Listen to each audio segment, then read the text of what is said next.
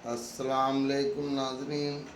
आज मैं अमर बिन जमुह रज़ी अल्लाह ताला की तमन्नाए शहादत बयान कर रहा हूँ।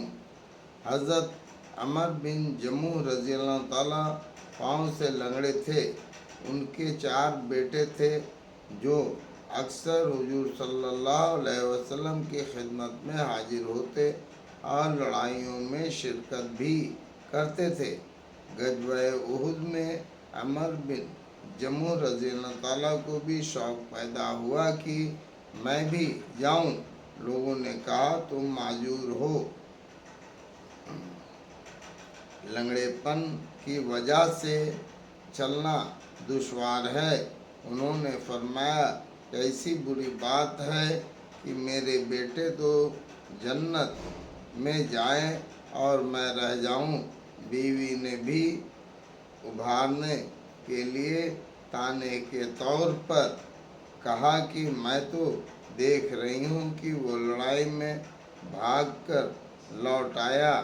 अमर रज़ी अल्लाह ताला ने ये सुनकर हथियार लिए और किबले की तरफ मुँह करके दुआ की, अल्लाहुम्मा ला रद्दिनी इला अहली, ऐ अल्लाह मुझे अपने अहल की तरफ ना लौटियो। इसके बाद हुजूर सल्लल्लाहु अलैहि वसल्लम के खिदमत में हाजिर हुए और अपनी कौम के मना करने का और अपनी ख्वाहिश का इजहार किया और कहा कि मैं उम्मीद करता हूँ कि अपने लंगड़े पैर से जन्नत में चलूँ फिरूँ। हुजूर सल्लल्लाहु अलैहि वसल्लम ने फरमाया कि अल्लाह ने तुम्हें माजूर किया है तो ना जाने में क्या हर्ज है। उन्होंने फिर ख्वाहिश की तो आपने इजाज़त दे दी।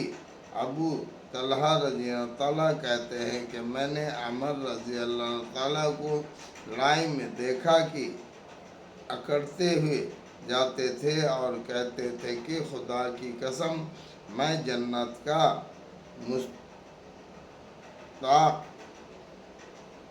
हूँ। उनका बेटा भी उनके पीछे दौड़ा हुआ जाता था।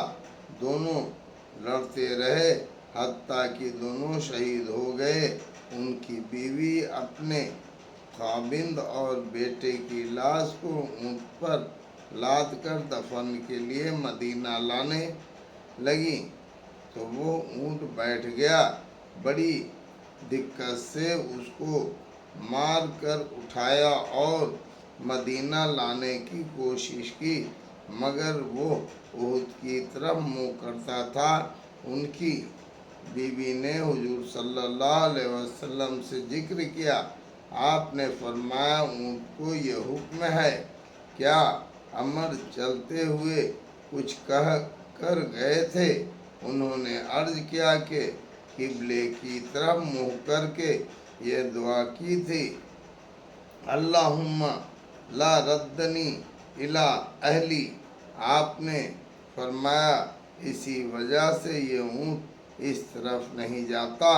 फ़ायदा इसी का नाम है जन्नत का शौक़ और यही है वो सच्चा इश्क।